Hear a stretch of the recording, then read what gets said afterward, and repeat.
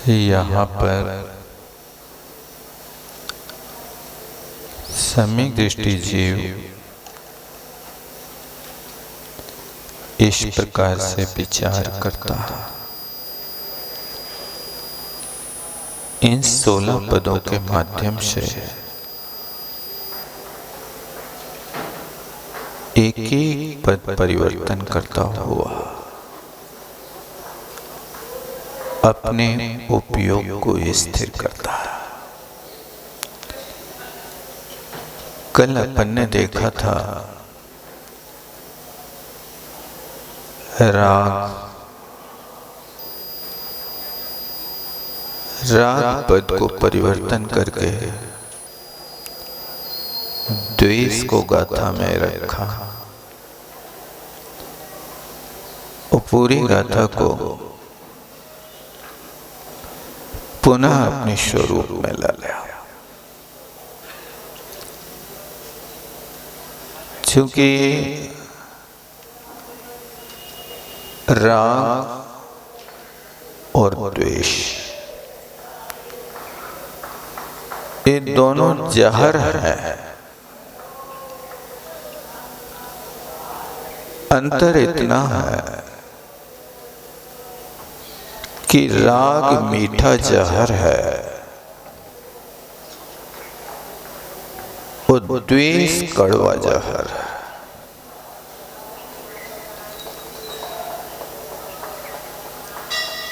राग के जहर को लोग रुचि से सेवन कर लेता है और द्वेष के जहर को नफरत से सेवन करता है।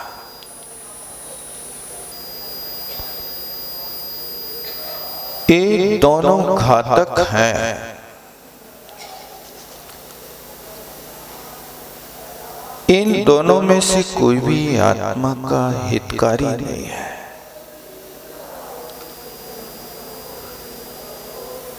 बस इतना है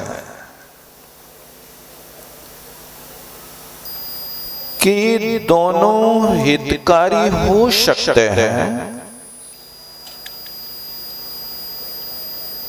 बस समझदारी से राग द्वेष करने लगे। समझदारी से मतलब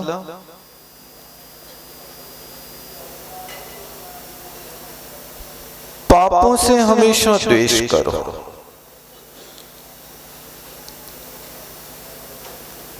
पापों से द्वेष करोगे तो तुम व्रती बन जाओगे। पापों से नफरत करोगे तो तुम धर्मात्मा बन जाओगे। द्वेष करना लेकिन समझ करके करना। व्यक्ति से द्वेष नहीं करना, जो आत्मा के घातक शत्रु आत्मा के साथ अनादि काल से लगे हैं उनसे द्वेष करना। इसलिए द्वेष अच्छा है, बस इतना है कि वो द्वेष करना जिसके करने से तुम्हारा स्थान वृद्धि को प्राप्त हो जाए।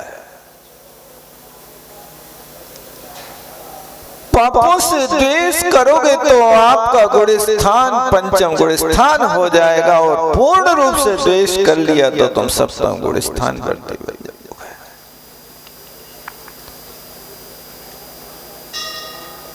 इसी तरह राग है।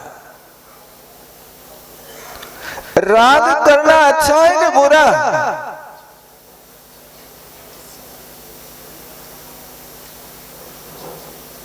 आप ये बताओ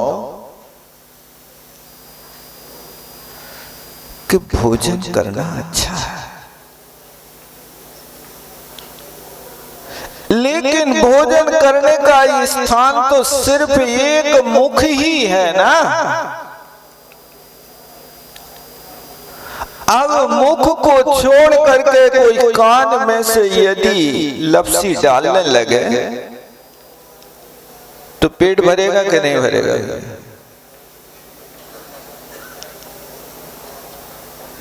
जहां से जिस कार्य का जो काम है उस कार्य को वहां से करो ना आप। निषेध का भोजन करना है तो भोजन का स्थान मुख है। भोजन रसना इंद्री का विषय है, आप वहां से करिए। लेकिन नहीं, आप दूसरे स्थान से करेंगे तो आपके लिए कष्ट होगा। इसी तरह राग का स्थान तो देव शास्त्र गुरु है, उनसे राग करोगे तो तुम्हारा कष्ट छूट जाएगा। और यदि देव शास्त्र गुरु को छोड़ करके स्त्री पुत्र मित्र धनादि में राग कर रहे हो तो तुम कीचड़ में लिपट जाओगे।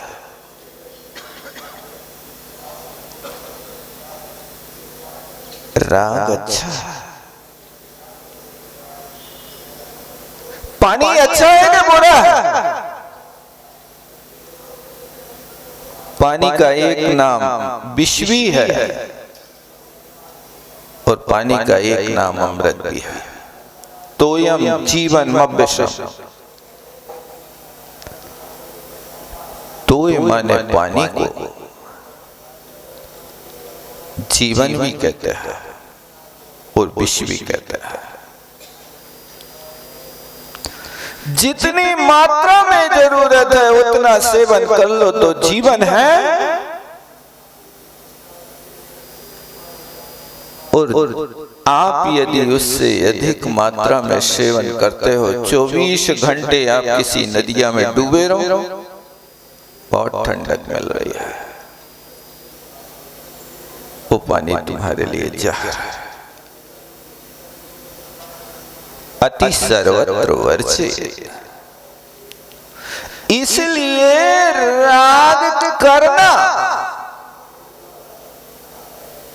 और राग करते करते यदि तुम्हें सम्यक दृष्टि हो जाए तो तुम्हारे लिए आगम कहेगा तुम सराग सम्यक दृष्टि। क्या राग से भी सम्यक दर्शन होता है? बिना राग के होते ही नहीं सम्यक दर्शन। सब आचार्यों ने लिखा है, श्रद्धानम परमार्थानाम माप्तागम तपोव्रताम त्रिमूढ़ा पूर्णमष्टांगम सम्यक दर्शन मस्मय। इनके पास जाओ, देखो वो गाथा हमें क्या सीख दे रही है कि राग और द्वेष परिवर्तन किए हैं, दूसरी गाथा बनाई है। राग मेरा स्वभाव नहीं है, लेकिन उस राग के बिना काम होगा भी नहीं। बदल दो आप, थोड़ा सा परिवर्तन करेंगे, आपका सारा का सारा भाव परिवर्तित हो जाता है। भाव परिवर्तित होते ही भाव परिवर्तन हो जाता है। एक यहां भाव बदले,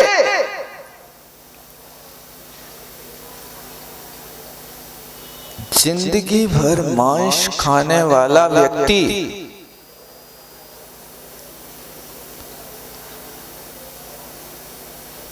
जीवन के 3 दिन बाकी रहते हैं। देखो जब काल लब्धि होती है, मांसाहारी का भाव तो रौद्र है ना, रौद्र ध्यानी है ना, हिंसा में आनंद ले रहा है।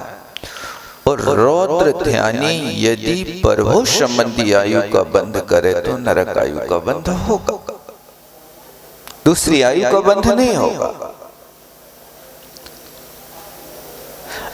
ऐसा तीव्र संक्लेश परिणामी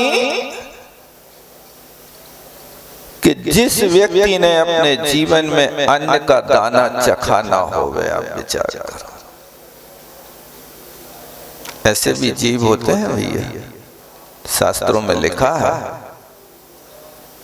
उसका नाम भीमा भील था। जीवन के 3 दिन बाकी थे, शिकार करके लौट रहा था। रास्ते में एक दिगंबर संत के दर्शन हो गए। धन्य है, दृष्टि पड़ी, पैर रुक गए,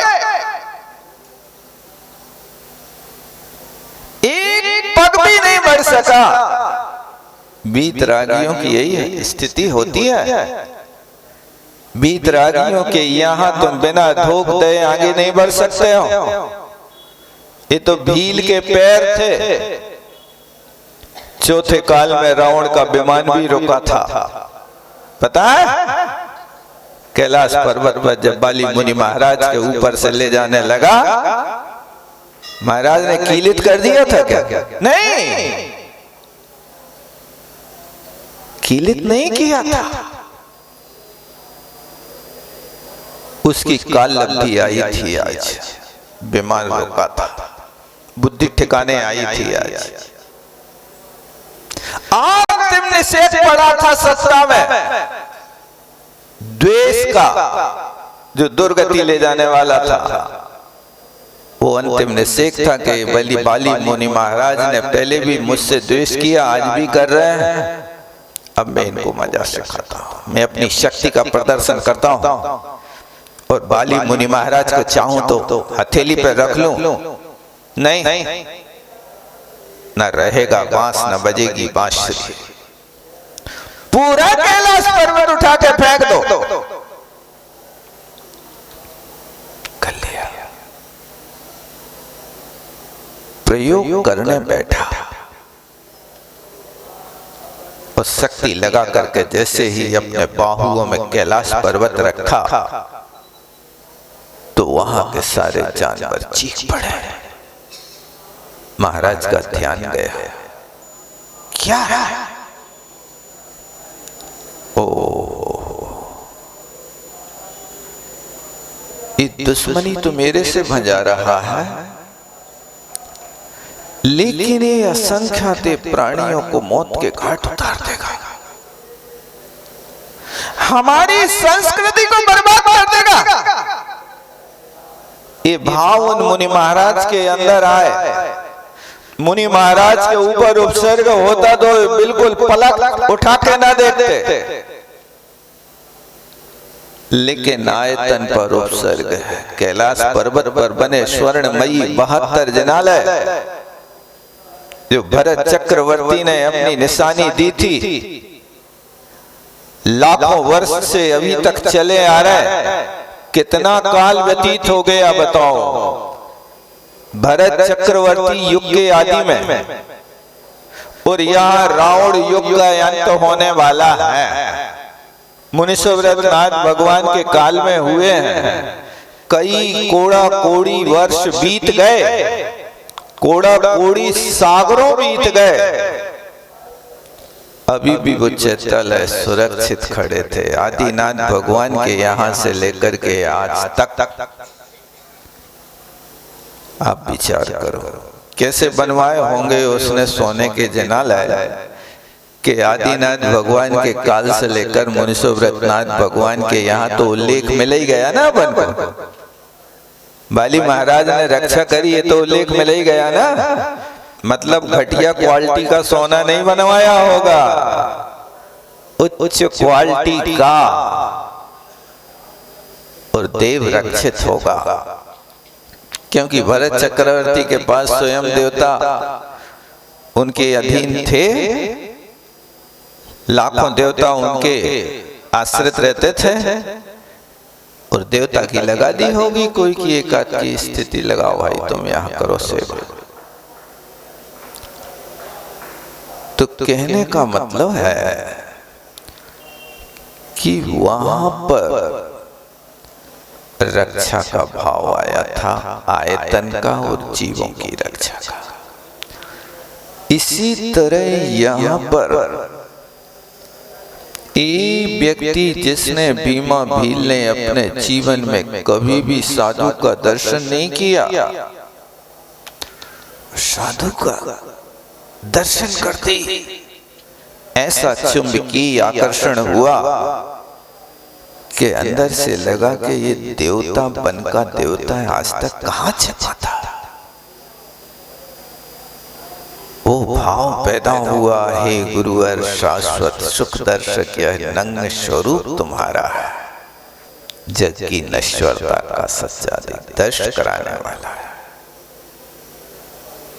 और उसने अपनी भक्ति की और महाराज के सामने कहा, भगवान क्या मेरा भी कल्याण हो सकता है? मैंने तो जीवन भर भयंकर पाप किए हैं, क्या मैं कभी छुटकारा पा सकता हूं? बस भगवान मुझे रास्ता बताना, लेकिन मांस का त्याग नहीं करा रहा, क्योंकि मेरा भोजन और अजीब का वही है। महाराज जी किसी को थोपते नहीं। ठीक ठीक ठीक, तुम नहीं करना, लेकिन ये बताओ कि तुम कौन से जानवर का मांस नहीं खाता है? जैसे आप लोगों से कहे ना कि शास्त्र पढ़ना है तब तक के लिए आप एक फल का त्याग कर दो, तो सोचते हो केला करें कि अनार करें कि मौसमी करें कि काजू करें कि अखरोट करें, वो अंदर द्वंद्व चलता रहता है बहुत देर तक। सोचते सोचते सोचते अच्छा काजू कर दे रहे हैं, क्योंकि सालों में नहीं खाने, ऐसे ही है ना। इसलिए वो सोचता है कि 1 साल के बाद कौन सी चीज खाने का अवसर आता है। अब फिर जब सालों नहीं खाना, ऐसे नहीं खाना, तो फिर एक और बहाने बनाता, हम काजू को त्याग तो कर दे रहे हैं, हम पेवर काजू नहीं खाए लेकिन लड्डू में मिले हुई हैं तो खा ले, खीर में मिले हुई हैं तो खा ले, अलग से नहीं खाए, क्योंकि तुम्हें काजू मिलने तो ऐसे ही खावे, अलग से थोड़ी। तुम अल्लाह ने कोई एक कटोरी काजू खिलावे रख दे नाश्ता में, के ले बेटा खा लो। तुम 1000 रुपया किलो की वस्तु को नाश्ता थोड़ी कराएंगे, 25-50 रुपया किलो का पोहा खिलाएंगे, एक आध प्लेट। इस तरह से उसने बहुत सोचा, और सोचने के बाद दृष्टि आकाश की ओर गई तो कौवा उड़ रहा था। अच्छा महाराज कौवा का मांस नहीं खाएंगे, चल उसी का त्याग कर। भूत भाग रहा है, कम से कम उंगली पकड़ में आ गई तो बोई भाली। ग्राहक भागना नहीं चाहिए, जो मांगे वो भला, ग्राहक को संतुष्ट करो। 20% नहीं मिले तो 10 में करो, 10 में ना मिले तो 5 में करो, 5 में ना मिले तो 2 में करो, 2 नहीं मिले तो बारदाने पे करो, जैसी बने तैसी करो। अकेले बारदाने बेच रहे हो तो वही क्या है? एक बोरा गेहूं बेचो और कछु नहीं मिला तो 10-20 रुपया को बोरा बेचो, वही बोलो, व्यापार तो है। ये बनिया बहुत होशियार होता। महाराज ने भी सोचा कि चलो जी कुछ नहीं कर रहा है, कम से कम इतना तो कर रहा है, और उसने उस वस्तु का त्याग किया। भगवान पूरे जीवन भर के लिए कौवे का मांस करते हैं, इतनी दृढ़ता के साथ। घर आया, बीमार हो गए। जिस वस्तु का त्याग करते हैं परीक्षा जरूर हो भाई। आपने सालों से काजू नहीं खाए, लेकिन नाश त्याग करके जाओ तो आज कोई काजू ले ही खड़ो रहे तुम्हारे लाल। आज तो तुम्हें यही खाना पड़ेगा, काजू कतरी कोई ना कोई ले के आ जाए तुम्हारे लाल। ये परीक्षा होती है कि तुम्हारा मन कितना दृढ़ है। अब तुम उस स्थिति में क्या सोचोगे बताओ? अरे कैसा भागा है यार, राजई आया दाख पके जब काक के होए कंठ में रोग। जब दाखें पकती हैं तब कौआ के कंठ में रोग हो जाता है, वो खा नहीं पाता है। वो दाखें जब निझुर जाती हैं तो फिर रोग ठीक हो जाता है। अभी तक तो ये हुआ कि अभी तक जब तक त्याग नहीं था तब तक कोई ने नहीं काजू कतरी खिलाई। आज त्याग किया और राजी लेके आ गए, अब रास्ता खोजेगा क्या करे। काजू का त्याग है, काजू के आटे का थोड़ी त्याग, ये तो आटा बनाया। आटा तो ले सकते हैं। बुद्धि बहुत चलती है, विषय भोग के विषयों में तो ऐसी बुद्धि चलती है कि कहीं ना कहीं से बिना पढ़ा लिखा अंगूठा छाप भी अपना रास्ता निकाल लेता है। पाउडर बन गया, पाउडर ले लो, यही होता है। और हुआ है उसने लेकिन त्याग किया तो बहुत ईमानदारी से, और करते ही घर पे आया, उदर शूल का रोग हो गया। और उदर शूल का रोग हुआ तो सारे वैद्य आए, सबने अपना अपना इलाज बताया, लेकिन कहते मांस खाने वालों की औषधि मांस ही होती है, उनको दवाई दूसरी नहीं लगती है। ये मांसाहारी भीमा भील था, इसके लिए औषधि में जब उदर शूल के रोग को शमन करने के लिए कहा तो उसके वैद्य ने कहा कौवा का मांस खिलाना पड़ेगा। अरे भैया कोई तरफला वगैरह बता दे तो भी ठीक है, ऐसी वस्तु बता रहा। उस बात को सुनते ही उसने कहा हर वस्तु को लाना, लेकिन कौवे के मांस को मैंने वीतराग संतों के सामने त्याग किया। त्याग बिल्कुल कभी भी हिल नहीं सकता, अटल त्याग है। ऐसी आस्था देखो, भीमा भील ने एक बार एक नियम लिया, लेकिन वास्तव में प्राण जाए लेकिन प्रण नहीं जाना चाहिए।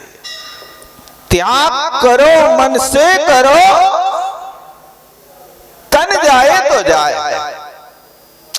पर न प्रतिज्ञा पर कभी मन विचलित हो पाए। त्याग करो, मन से करो, बाद में ऐसा नहीं कि ढुलमुल नीति अपनाए और दूसरा रास्ता निकाला। दृढ़ता के साथ इस वस्तु का, क्योंकि जिस वस्तु का मैंने त्याग किया है वो जहर है, लेकिन तुम्हारे लिए यही रोग हुआ कि तुम्हें जहर खाने ही से स्वस्थता होगी।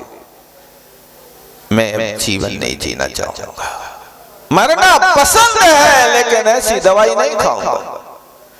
ये दृढ़ आस्था। देखो व्यक्ति का भाव बदला, त्याग का भाव हुआ। उसने सारे मांसों का त्याग नहीं किया, एक मांस का त्याग किया। दृढ़ता रखी और मरने लगा। अंत समय में कहा परमात्मा अब मुझे विश्वास है कि अब जीवन की श्वासें अंतिम है। सब प्रकार के मांसों का त्याग, सब प्रकार के पापों का त्याग। जब कौवे का मांस का त्याग किया उसी समय उसको अपकर्ष काल पड़ा वैसा, और उस समय अपकर्ष काल में, त्याग के काल में उसको देवायु का बंध होगा। वो भवनत्र की आयु बांध ली उसने, लेकिन मरने के एक अंतर मुहूर्त पहले उसने सारे मांसों का त्याग कर दिया। उस समय भी दोबारा अपकर्ष पड़ा उसका, और अपकर्ष काल उसकी आयु के लिए उत्कर्ष कर गया, और उस आयु का देवायु का उत्कर्षण होकर के भवनत्रक से जाकर के वैमानिक देव में उत्पन्न हो गया, दूसरे स्वर्ग में उत्पन्न हो गया। आप विचार करो, एक साधु का दर्शन जीवन के अंत में काल लब्धि कैसी बनी उसकी। पहली बार दर्शन और पहली बार में सौदा पट गया, और जिंदगी भर का काम करने वाला, पाप करने वाला अपना भाव बदलते ही उसका भाव बदल गया। आप लोग नहीं सोचना कि भाई भीमा भील की तरह हम भी कर रहे हैं कि जिंदगी भर पाप करत रहे हैं और अंत में 3 दिन रहे हैं तो हम भी एक आध फास्ट फूड तो छोड़ दें, मैगी वगैरह, और और बाद में जब मरन लगे तो पूरी मैगी छोड़ दें, पूरे फास्ट फूड छोड़ दें हैं, फिर तो हमारे लाने भी देवता आ जाना स्वर्ग से लेने के लाना आ जाएंगे ना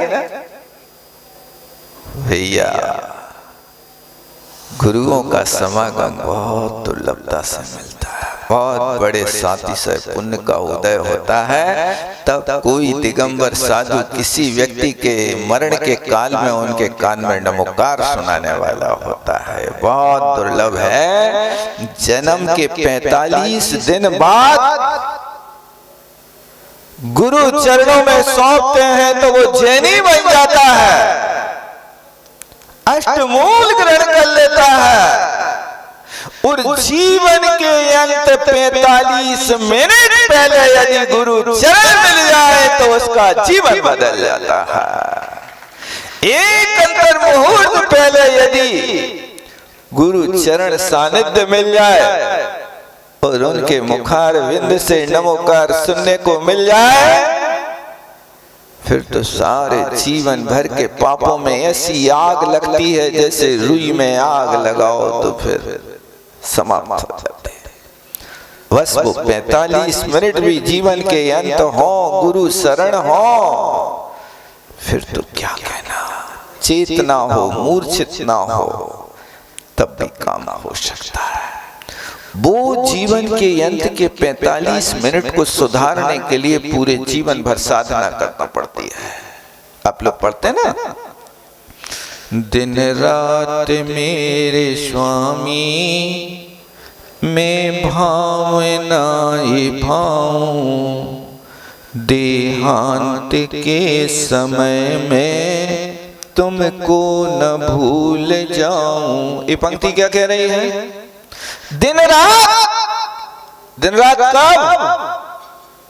अभी से पूरे दिन पूरे रात अरहंत से दिन रात आंख खुले तो चाय की के अरहंत सिद्धि की बताओ। आंख खुले तो चाय हो, काय की चाय हो, शक्कर की के गुड़ की? बस आंख खुलते ही भेज दो अपनी आत्मा को चंद्र प्रभु भगवान के चरणों में। सबसे पहले उनको निहारे, उनको देखे, बहुत अतिशयकारी चमत्कारी बाबा है, और उनके दर्शन करते ही वैसे भाव हो, तुम निर्कदमों को मिली मेरी संपत्ति, आज कहां चक्र की संपदा, कहां इंद्र साम्राज्य। पलंग से उठे नहीं, लेकिन भगवान के चरणों में धोख देने यहां आ गए। अच्छी भक्ति करो, फिर पलंग छोड़ो और पलंग पे बैठे बैठे 9 बार नमोकार मंत्र पढ़ो कि हे भगवान, इस 6 घंटा की नींद में मुझ पापी ने जो जो दोष किए हो, आत्मा की जो मूर्छित अवस्था रही है, उसमें जो भी अनर्थ हुए हैं, उन सब अनर्थों का मैं प्रत्याख्यान करता हूं। 9 बार नमोकार मंत्र पढ़ के फिर नीचे पैर रखना, तो पैर रखते ही ये देखना, 3 बातें विचार करना, हे भगवान, पैर रखते ही पाप होता है, देखते ही जहर चढ़ता है, मौत सिर पर मंडराती है। जैसे ही पलंग से नीचे पैर रखो, तो 3 बातें ये अपने याद कर लेना, देखते ही जहर चढ़ता। क्या है? ये परिग्रह संज्ञा है। ओ वैरण दंसृणेण तस्सुभ जोगेण मुच्छदाय लोहस सुदीर्णदाय परिग्रह संज्ञा हवदिये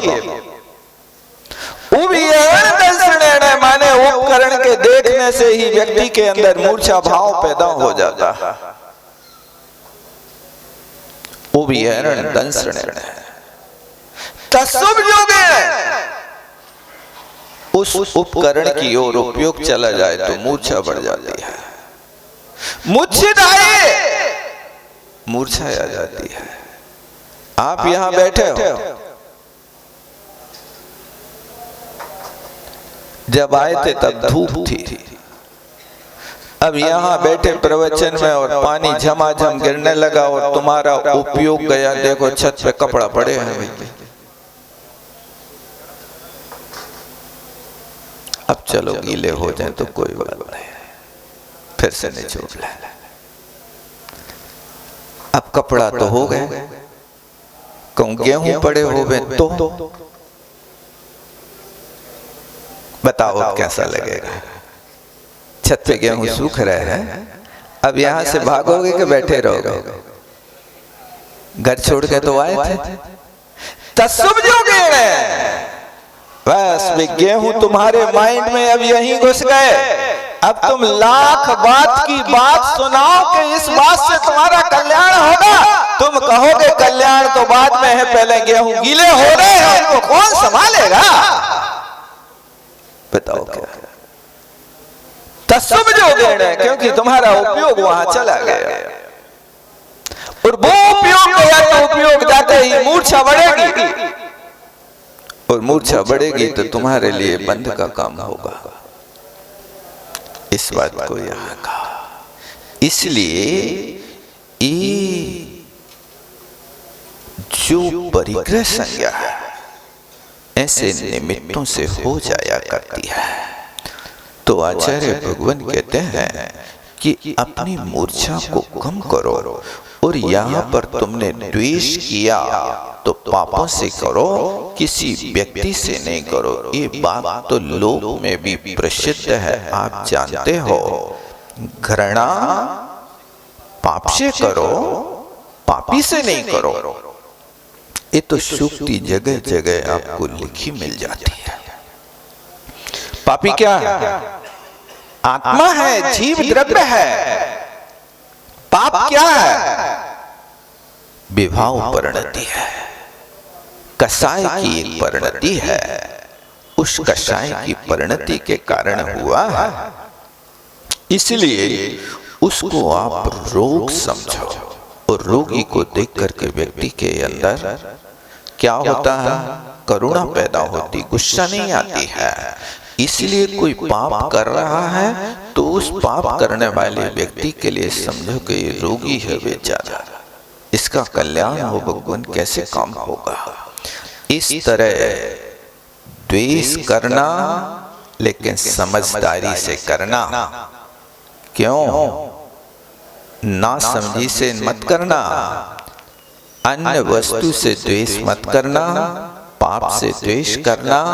यदि आप पाप से द्वेष करोगे आपका पाप धुल जाएगा, दूसरी वस्तु से द्वेष करोगे पाप लग जाएगा। आपसे कोई पूछे कांटा लगना अच्छा है कि बुरा है? क्या है बताओ? कांटा अच्छा है कि बुरा है?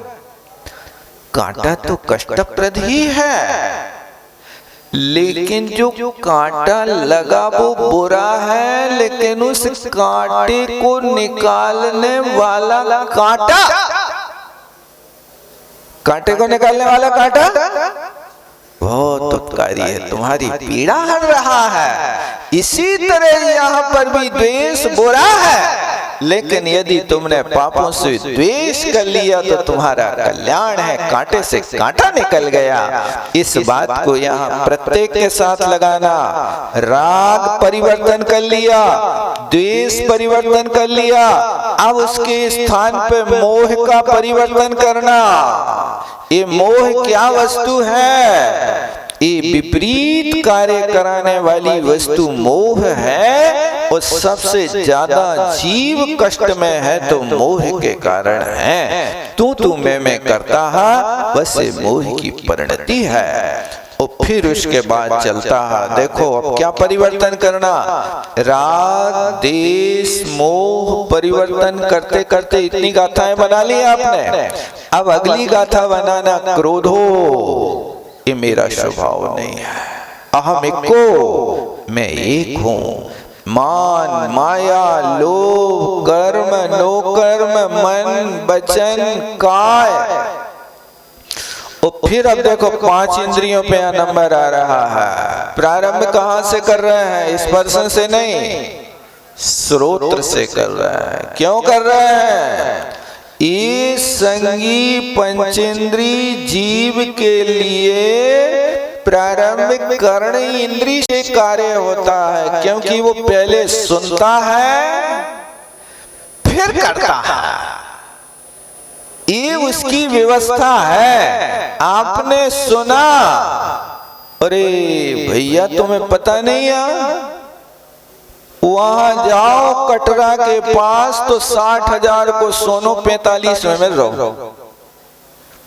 ये बात सुनते ही सबसे पहले दौड़ लगे हो, 120 में गाड़ी भगे हो, रुको ने अब ब्रेकर खो भी आप बिल्कुल मेंढक जैसे छलांग लगाओगे।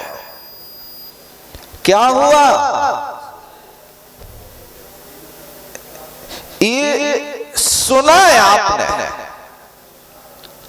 ये सुन लिया, बस सुनते ही आपके वहां पर भाव बदल गए। इसलिए आचार्य ने यहां श्रोत्र रखा और दूसरे नंबर पर चक्षु रखा।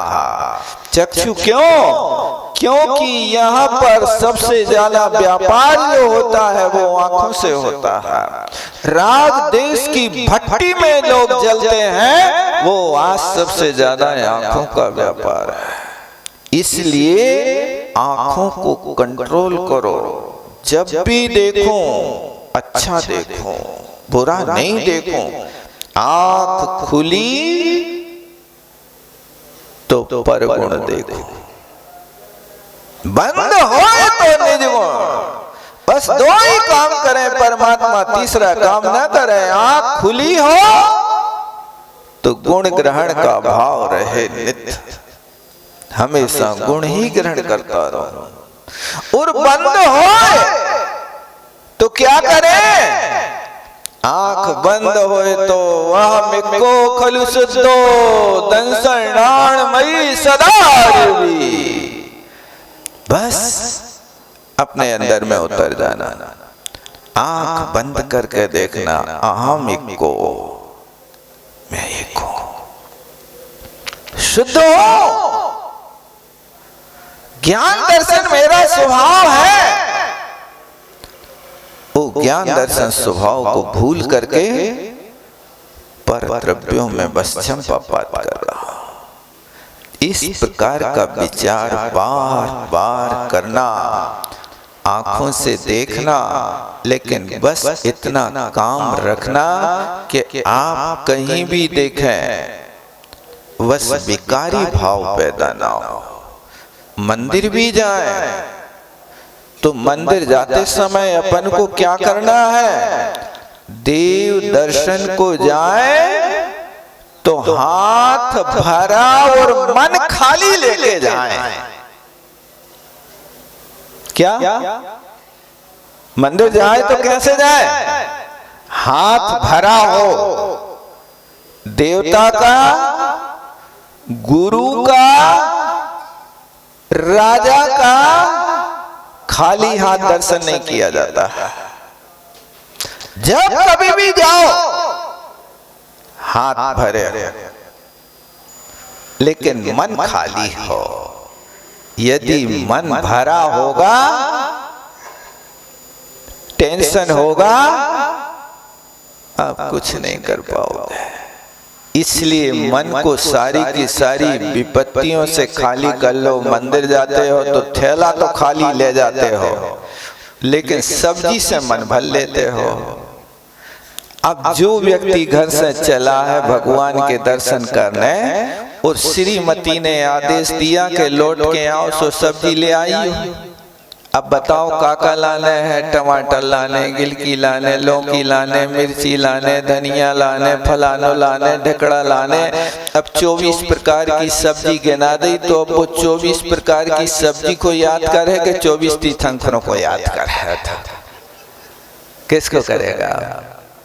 अब भूल ना जाए एक भी चीज, बहुत सावधानी से एक एक चीज। अब वो लिखी कहाँ है? कागज में के मन में? अरे तुम लोगों ने भी मन को खाली नहीं छोड़ा। अरे सब्जी बाद में बुला लेते, कम से कम खाली मन से मंदिर तो चले जान देते।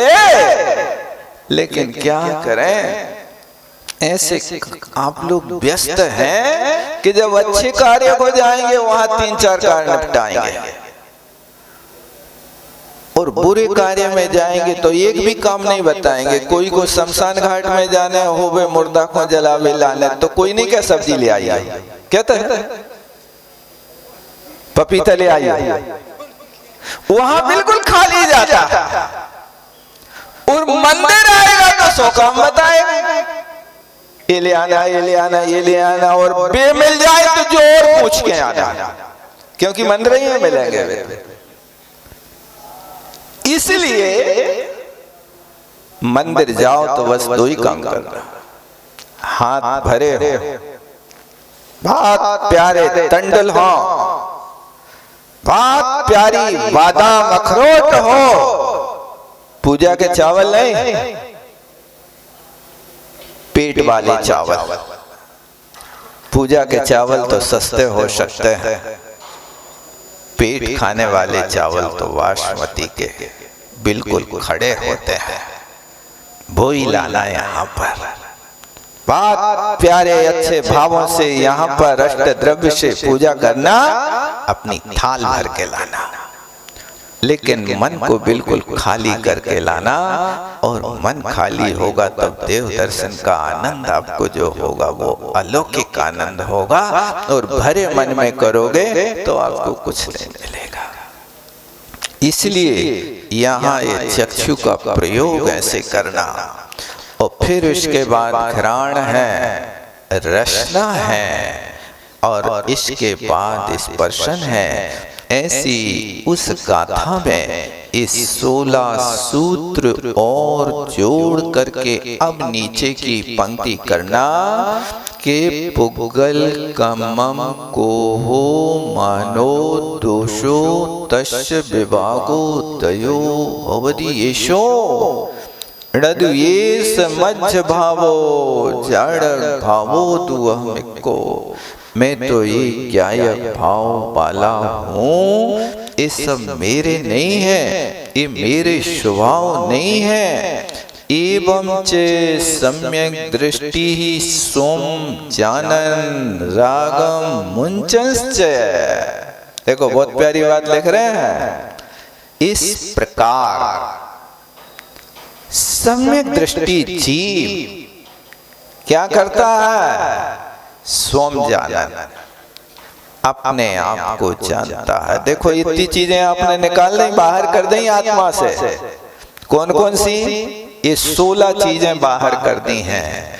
इन 16 चीजों को तो याद कर ही लेना कि मेरा स्वभाव नहीं है। राग, द्वेष, मोह, क्रोध, मान, माया, लोभ, कर्म, नोकर, मन, वचन, काय, स्पर्शन, रसना, घ्राण, चक्षु, कर्ण, ये 16 चीजें याद कर लेना, अच्छे ढंग से याद कर लेना। और याद ना हो सके तो फिर आप 5 इंद्रियों को इकट्ठी पकड़ लेना, 4 कसायों को इकट्ठी पकड़ लेना, 3 योग को इकट्ठा पकड़ लेना। और फिर इसके बाद में कर्म, नो कर्म को इकट्ठा पकड़ लेना। ऐसे आप ग्रुप में पकड़ लोगे तो 16 चीजें याद हो जाएंगी। हुई याद के नहीं हुई? 3 तो कौन से हैं? शुरू में राग, द्वेष, मोह, ये 3 चीजें इकट्ठी पकड़ लें। फिर 4 कषाय पकड़ लें, 4 और 3 7 हो गई। फिर इसके बाद में कर्म, नो कर्म पकड़ लिया तो कितनी हो गई? मन, वचन, काय, इसको पकड़ लिया। और फिर 5 इंद्री पकड़ लो। इस तरह से ये 16 चीजें अपन को याद रखना। इन 16 चीजों का व्यापार जहाँ होने लगे वहां से आत्मा को बचाना है अपने आप को। आप चलते चलते चलते पैदल चल रहे हैं, बिना जूता के चल रहे हैं, और कहीं कीचड़ आ जाए, रोड पे गड्ढा आ जाए तो क्या करते हो? अपने आप को बचाते हैं, कीचड़ में पैर ना पड़ जाए, गड्ढा में पैर ना पड़ जाए, और अपन थोड़ा सा आगे पीछे रास्ता बदल लेते हैं। इसी तरह ये 16 चीज रूपी कीचड़ कहीं तुम्हारे रास्ते में दृष्टि गोचर होवे तो अपने आप को बचा लेना। ये सम्यक दृष्टि का कार्य होता है। वास्तव में 16 चीजों से बचो। देखो ये लिख रहे हैं ना, सम्यक दृष्टि सोम जानन, इस तरह से अपने आप को जानता है। और ये 16 चीजें पर हैं, इनको मुंचन माने त्याग करता हुआ। ये मुछलिरी धातु है, लेकिन यहाँ पर शुभंत बन गया है सत्री प्रत्यांत करके इसको।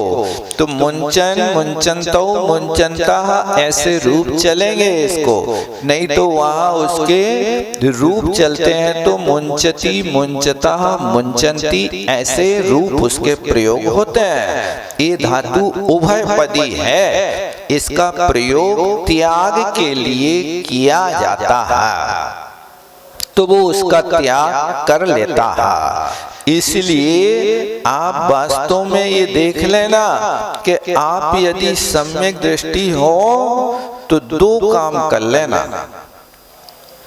एक रोते को हंसाना और मरते को बचाना। रोते को हंसाना जोकर नहीं बनना,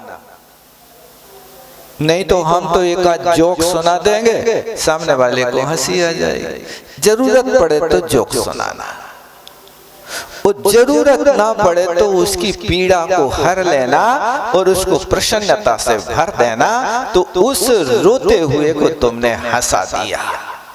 जो मांगे वो दे देना, जो सहयोग मांगे वो कर देना, ये सम्यक दृष्टि का कर्तव्य है। तो रोते को हंसाना और मरते को बचाना। कहीं यदि कोई जीव का घात हो रहा है, अपना कर्तव्य है कि उनकी रक्षा करना। ये तुम्हारी बहुत बड़ी भक्ति है, ये तुम्हारा बहुत बड़ा सम्यक दर्शन का प्रतीक संकेत है। इसको करने की कोशिश करो। इसलिए यहाँ ये लिख रहे हैं कि वो जानता हुआ, देखो आगे क्या लिख रहे हैं, रागम मुंचन। ये जानता अपने स्वरूप को तो जान लिया, और रागम मुंचन राग को छोड़ता हुआ ये त्याग करना है और ये ग्रहण करना है। ऐसे स्वभाव सम्यक दृष्टि के होते हैं। देखो सम्यक दृष्टि को सूपा की तरह होना चाहिए। सूपा कैसा होता है? सज्जन ऐसा चाहिए जैसे सूप स्वभाव सार सार को गह रखे थोता दे उड़ाए। ये सम्यक दृष्टि को सूपा बनना चाहिए।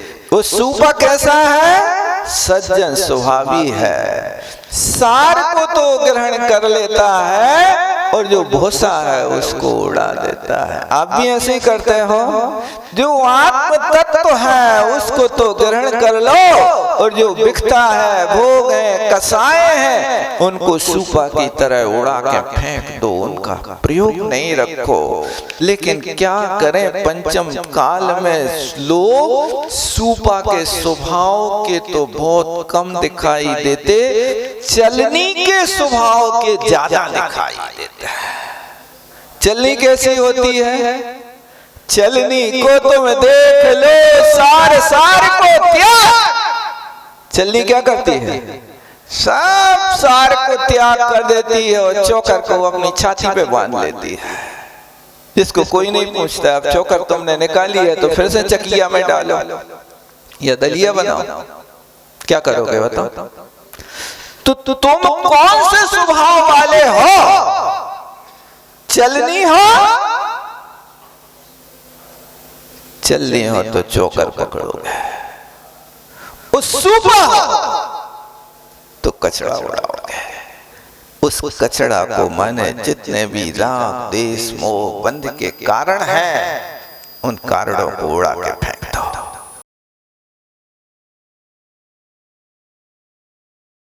तो अपना जीवन वास्तव में सार्थक हो जाए। कितनी प्यारी पंक्तियां लिखी देखो आचार्य महाराज ने। एक एक शब्द इतने गजब का शब्द है कि जो शब्द हमारे लिए बड़े महाराज को ले जाओ। इस प्रकार और राग को छोड़ता हुआ नियमाद ज्ञान वैराग्य संपन्नो भवति, नियम से ज्ञान और वैराग्य से संपन्न हो जाता है। बस ऐसे ही रहना। सोवाणी मस्तक धरो सदा देते हो दो, हे जिन वाणी